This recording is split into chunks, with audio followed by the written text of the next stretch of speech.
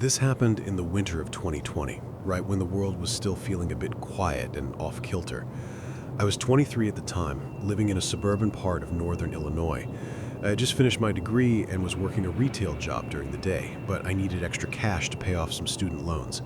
I ended up signing up for one of those dog walking apps, thinking it would be an easy way to make a few $100s a month. For the first few months, it was great. Most of my clients were busy professionals who needed someone to drop by while they were at the office. But in November, I got a request from a new client named Marcus. He lived in a neighborhood about 15 minutes away from my apartment, a place called Willow Creek. It was an older, affluent area with massive oak trees and houses set far back from the street. Marcus's request was specific.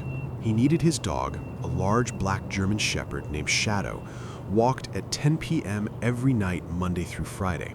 He explained in the app that he worked erratic hours in data security and that Shadow had a nervous temperament, so he preferred the late-night walks when the streets were empty. The pay was nearly double the standard rate, so I accepted immediately. The first night I went to the house, I was struck by how dark the property was. Most of the houses in Willow Creek had elaborate landscaping lights, but Marcus's house was completely blacked out. It was a large, two-story colonial with heavy gray siding and a deep front porch. The instructions said to use the keypad on the side door, grab the leash from the mudroom, and take Shadow for a 30-minute loop around the neighborhood. Shadow was a well-behaved dog, but he was incredibly quiet, almost unnervingly so. He didn't bark when I entered, and he didn't pull on the leash. He just followed me with a heavy, rhythmic gait. For the first week, I never saw Marcus. I would arrive, hear the hum of the heater inside the house, grab the dog, and leave. The house always felt cold, and despite the data security job Marcus claimed to have, I never heard a computer fan or saw a single light on in any of the rooms. The unease started in the second week. It was a Tuesday night, and it was drizzling, a cold, biting rain. As Shadow and I were walking down a cul-de-sac about 3 blocks away from the house, I noticed a silver SUV parked under a dead street lamp. The engine was off, but the windows were slightly fogged. As we passed, the driver's side window rolled down just an inch. I couldn't see the person inside, but I felt their eyes on me. I quickened my pace, and Shadow let out a low, vibrating growl, the first sound I'd ever heard him make. When I got back to Marcus's house to drop Shadow off, I noticed something on the mudroom bench that hadn't been there when I arrived 40 minutes earlier. It was a small, wet pile of pine needles and dirt, arranged in a neat circle. Next to it was a single crumpled receipt from a coffee shop in my town, dated that afternoon. I don't go to that coffee shop, but I recognized the location. It was right across the street from my retail job. I tried to tell myself it was a coincidence. Maybe Marcus had been out and dropped it. But I hadn't seen a car in the driveway, and the house was as silent as ever. The next night, I was hyper-aware of my surroundings. As I walked Shadow, I kept looking back over my shoulder, expecting to see the silver SUV. It wasn't there, but when we reached the park at the edge of the neighborhood, I saw a man standing near the playground equipment. He was wearing a long, dark trench coat and a brimmed hat that obscured his face. He wasn't doing anything, just standing perfectly still in the middle of the grass, facing the sidewalk. Shadow stopped walking and sat down, staring at the man. I tugged on the leash, but the dog wouldn't budge. He just stared, his ears flattened against his head. The man didn't move. He didn't call out. We stayed in that standoff for what felt like minutes, until the man finally turned and walked slowly into the tree line. When I returned to Marcus's house that night, I found a note on the mudroom bench. It was written in very precise, blocky handwriting. It said, "Shadow likes the park. You should stay there longer tomorrow." I felt a cold shiver go down my spine. Marcus had never left notes before, and how did he know we went to the park? I had several different routes I could take. I started to wonder if there were cameras I hadn't seen, or if Marcus was following me. I checked the app to see if I could message him, but his profile was strangely bare. No photo, no last name, just Marcus. The following night, I decided I wasn't going to the park. I walked Shadow in the opposite direction, toward the main road where there were more lights and the occasional passing car. About halfway through the walk, my phone buzzed. It was a notification from the dog walking app.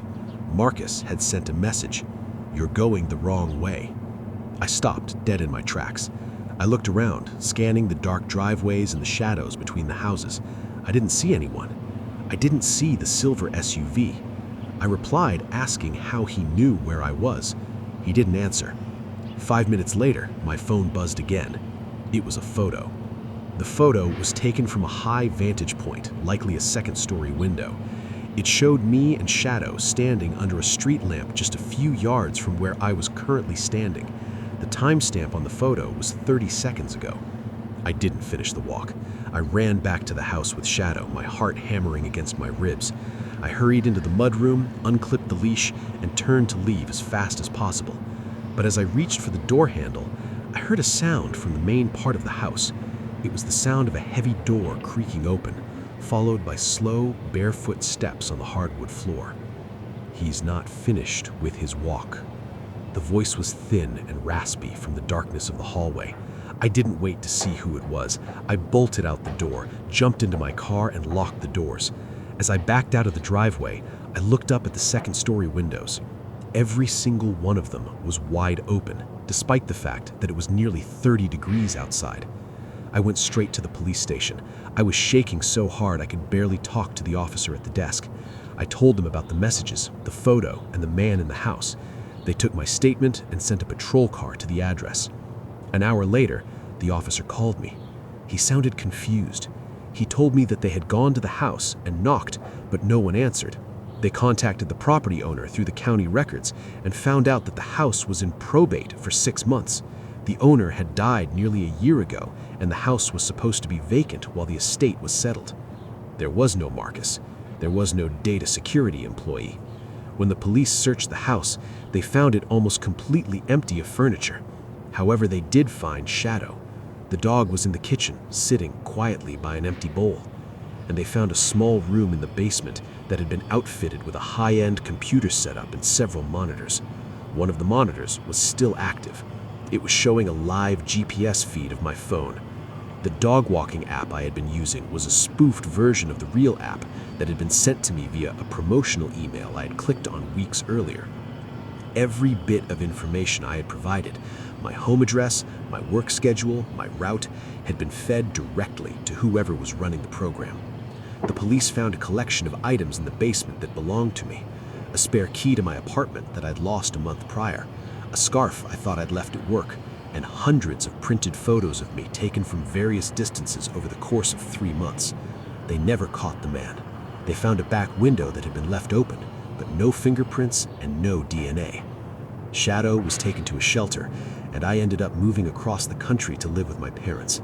I deleted every gig work app on my phone and changed my number. It's been 4 years now, but I still can't shake the feeling of being monitored. Sometimes, when I'm out for a walk in my new neighborhood, I'll see a silver SUV or a man in a dark coat, and my heart will skip a beat. But the thing that bothers me the most, the thing that keeps me up at night, is remembering that raspy voice in the hallway. Because even though the house was supposed to be empty, and even though the client didn't exist, someone had been there every night, waiting in the dark, watching me take their dog for a walk.